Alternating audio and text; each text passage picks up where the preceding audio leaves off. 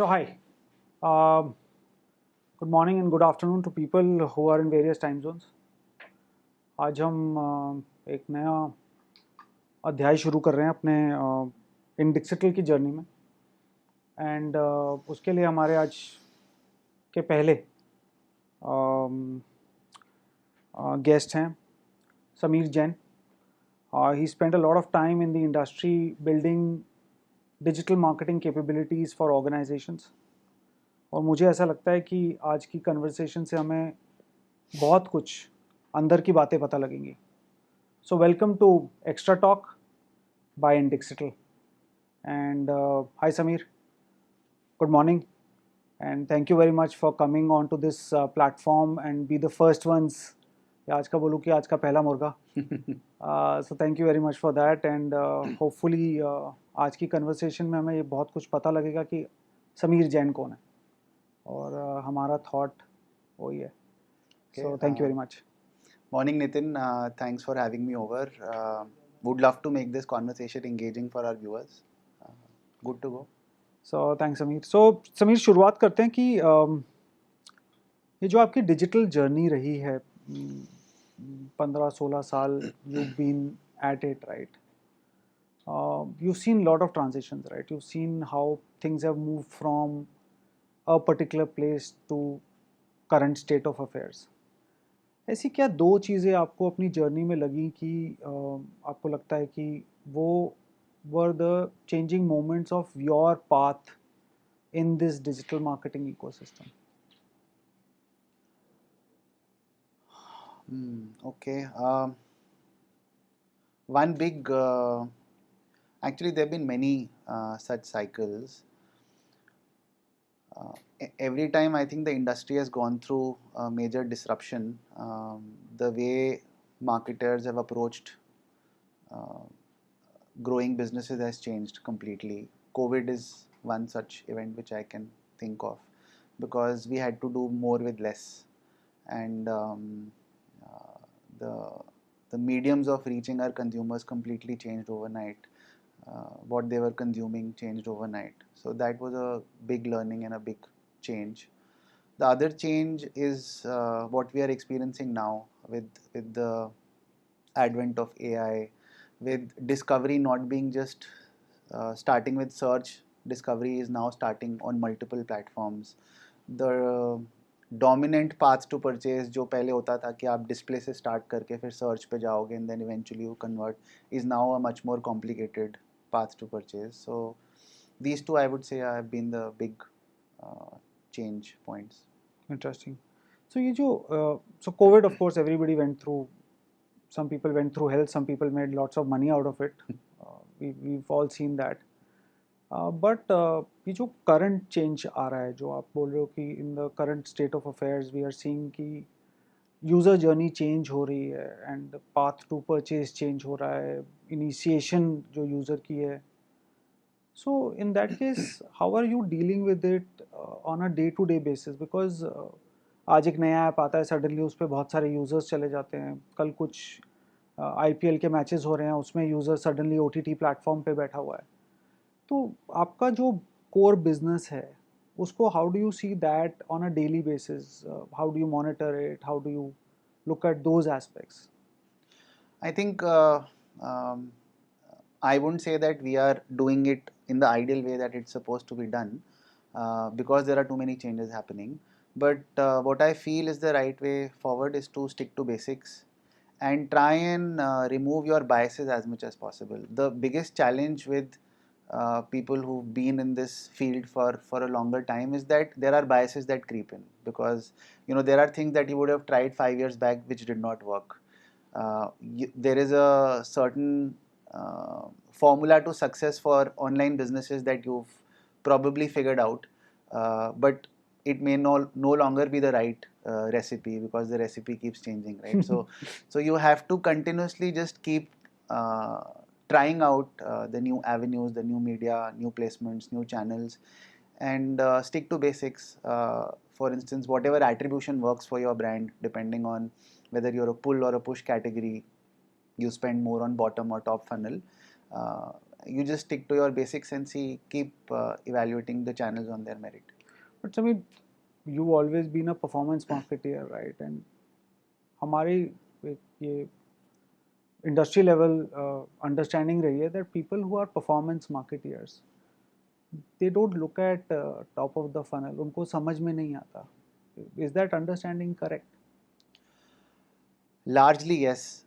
See, basically, I'll take you through at least my personal journey and the peers that I've spoken to. Earlier, there used to be a marketing function organization. Then there used to be a sales and business function. And in tech organizations, there used to be a tech/product function as a separate function. Now these boundaries are blurring. In most organizations, these boundaries are blurring. There was a time when performance marketing started reporting to business in many large businesses, and engagement and other marketing continued to report it to the CMO, right? That was one phase in which obviously performance marketing became more and more business focused and more focused on last click attribution and here and now outcomes. But now increasingly I'm seeing I'm interacting with a lot of my peers in industries. There is an increasing focus on the role of performance and brand being seen in one lens, because the two cannot operate in silos. And especially in a category where if you are also doing the role of category creation to an extent, if you become too focused on here and now outcomes, you could have a very narrow view of what you need to do as a marketer.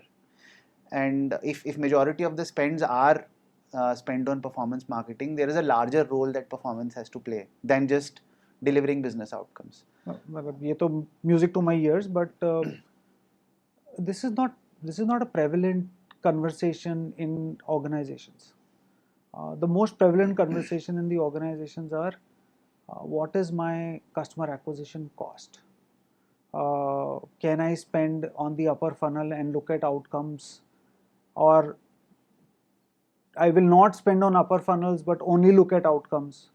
This is where the conversations typically ends in larger organizations, and I've interacted with a lot of marketing guys and head of digital, head of brand. They are still talking in silos only. ऐसा ये आपको लग रहा है कि ये change जल्दी आएगा, or do you still see that somewhere it will take some more time, or are you seeing that ये तो होने ही वाला है? The change might take time. I don't deny it because this will not happen overnight. But at least in my circle, in large organizations which have a sizable performance marketing budget and a large online business, this conversation is becoming very real, substantial. Real and, also. Yeah, and real because there are some things that you can answer with data, but I believe the capability of organizations to look at a holistic picture of what marketing drives is also limited by the data platforms that they've created, the attribution models that they've created.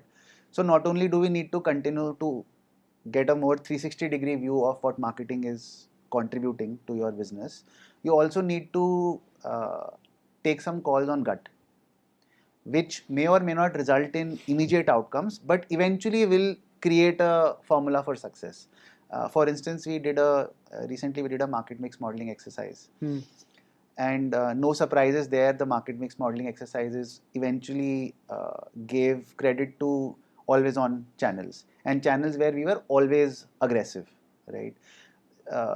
Channels which were part of the innovation kitty, which were like a one-off campaign in the entire year, were not coming out as recommendations from the market mix modeling. Okay. Which is very obvious also because for any statistical modeling to recommend a particular channel, you need sufficient data points. Correct. Which again goes back to the thought that if you've not tried and tested a channel or a proposition for a significant amount of time, it's very difficult for any model to then say कि this is working or not working. To simplify the whole conversation, what we are trying to increasingly do is in any marketing budget, there will be a tail, which is your poorest performing tail. Correct. rather than continuing to spend that money on the channels which are already working. We are trying to now take out that tail and deploy it on channels which are uh, somewhere in the middle path of conversions, final business outcomes, and creating a top of funnel and brand. So that over a period of time, there's some sort of learnings that we have, whether this works or not. So when you said data, right, that data is an important aspect, and based on data, we take calls on what is to be deployed where, and based on the long tail which is not working out, and you are now redeploying. For this data, there is this industry level conversation happening around CDPs, right? Data platforms that will have customer data, marketing data. Uh, do you really see organizations investing that kind of money on platforms for deploying CDP, or are you looking at a different kind of deployment where you still get data but you don't have to kind of incur that kind of cost? Again, it comes down to the scale at which the organization is operating and where on the digital maturity curve you are. If you're somewhere in the initial parts and scaling from a small to a slightly larger business, you would continue to rely predominantly on Google and Meta.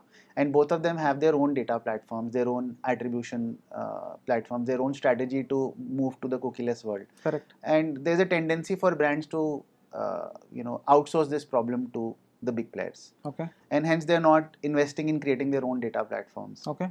However, when you reach a particular scale, you realize as a brand that you don't just work with two platforms, you work with, let's say, 5 or 6 big platforms. And unless you have your own data strategy, it will be impossible for you to get a single view of your marketing funnel and customer. You will be dependent on the Google and Metas to eventually guide you on what's working on their platform, but you will never get a single view, holistic picture. Hence, it's important that you build your own data strategy. So you're saying, let's say if there was an advertiser who was spending, let's say, 100 crores on digital marketing in a year, do you think that kind of advertiser should have their own CDP platform, or do you think 50 to 100 journey also would require? I'm talking about media spends, right? Yeah, because all expenses at the end of the day are looked from a perspective of how much money are you putting in that channel. Correct. Just by having a CDP ecosystem and you are not spending even 10 rupees will not make any sense. Correct. So in that case, what do you think कि अगर एक advertiser है उसके दिमाग में है कि यार मेरा नेक्स्ट ईयर का प्रोजेक्शन है कि मैं 50 से 100 करोड़ खर्च करूंगा या 100 करोड़ से ज़्यादा खर्च करूंगा, what kind of differentiation do you see? Do you see those kind of advertisers spending money on CDP? Because जो मेरी अंडरस्टैंडिंग है इंडस्ट्री लेवल पे वो ये है कि it's an expensive proposition to push internally. I don't deny it that hosting all of your data on cloud, creating a CDP or buying a CDP from outside is expensive. However, let's break down the problem to what is the impact that you will create. So on a base of 100 crore spend, you're likely to create a 5 to 10% efficiency improvement if your media mix is done better than what you're doing today. Correct. Right. So 100 crores पे 5 to 10% would mean an upside of 5 to 10 crores. Correct. Annually, right? Which is significant for any organization. Correct. For that kind of an upside, if there's a one-time cost, or even if there's a recurring cost that you put in a platform, I believe the give get is significant for the organization to take that on. The other challenge that comes, it's not just about money, it's also about time, resources, long-term organization's commitment to these projects, because these projects don't happen overnight. Correct. It has to be a 6-month to a 12-month or sometimes even a 2-year roadmap to actually build a very concrete CDP if you want to do it. So you need that management buy-in. You need sponsorship from your leadership team that this is a project that you're going to overtake and over the next 2 to 5 years, and these are the outcomes that we're looking at. So interesting conversation. So one of the challenges that I have seen whenever there is a long-term project that is being deployed at an organization level, the person who's spearheading it जब तक तो वो system में है तब तक तो bye इन रहता है. Correct. The minute that person moves away, things just fall, flat. Correct. So organization भी तो बहुत बड़ा risk ले रही है from an organization standpoint on that person. आपको क्या लगता है, how should the organization also protect its interest? Because I've seen this across. मतलब I have seen people coming up with great ideas, great platform integrations, CRM integrations, SaaS platform integrations, but they do a journey of 6 to 8 months, and when things are going to happen in next 5 to 6 months, people quit. Either team members quit or the guy at the top quits. How do you think organizations can protect that? Yeah, this is actually a very relevant problem that you've highlighted, and which is probably the biggest deterrent of any digital transformation in a large organization, because most of these ideas are people driven, right? So somebody has conviction that this particular platform will actually help you transform the organization, and when that person leaves, there's not enough conviction left in the ecosystem to carry forward that project. I think the best way to overcome this could be to create a CFT team within the organization which is running with the project rather than just one function spearheading this. Also, if you have a very strong partner who is working with you on this journey, then even if you lose people in-house, you still have the partner to take it forward. No, interesting. एक partnership से थोड़ा सा digressing सवाल है. Agency और in house, ये एक बहुत बड़ा सवाल है.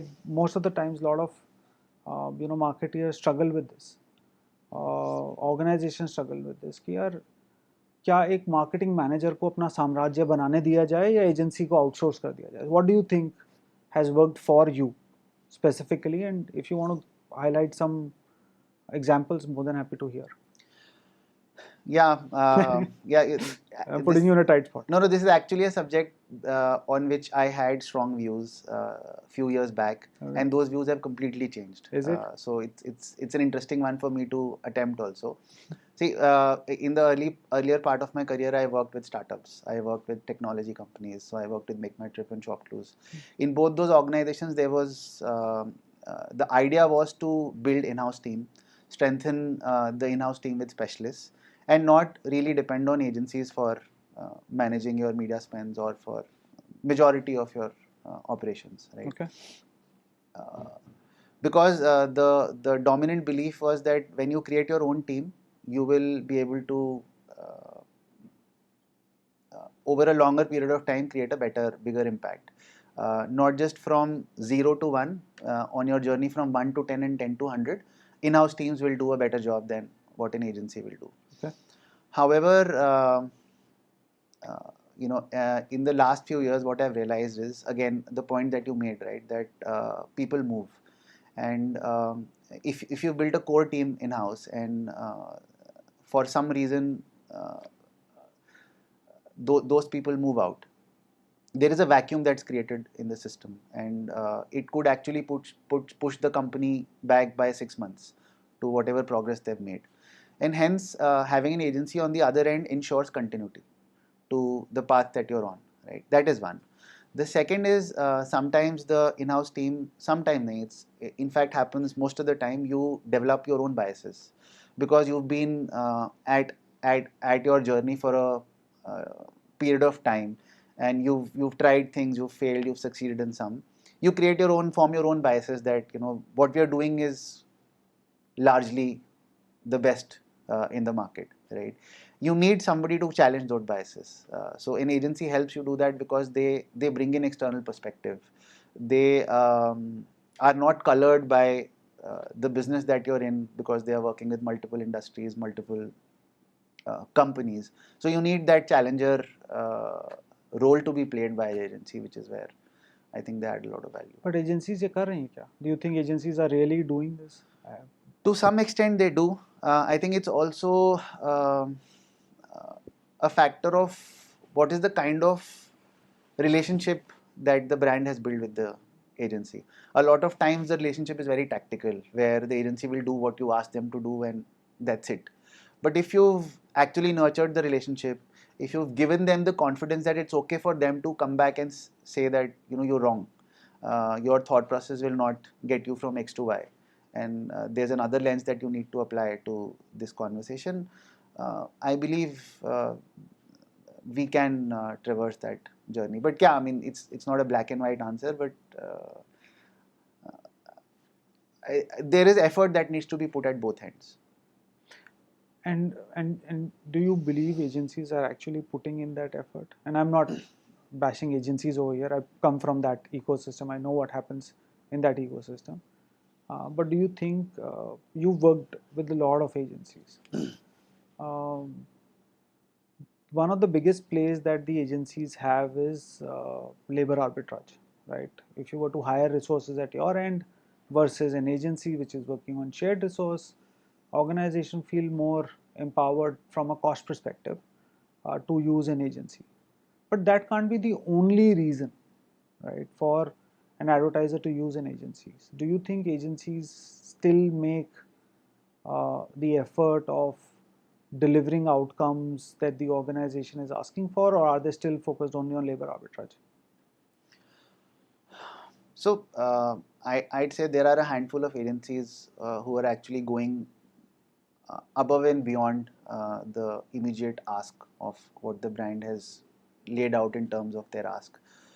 But the ones who are doing it are really deepening their relationship with the brand. Not let's say somebody starting out as a performance agency. If they've really understood the business that you are in, and they're not just giving you media inputs or performance inputs, they are coming to you with business inputs and how you could grow your business, then they could actually diversify their own offerings from being a performance agency to being an SEO agency to being an analytics agency, and eventually, let's say, being a content platform and so on. So there are very few who are focusing on deepening their relationship, but the ones who are doing it, I'm assuming, are reaping the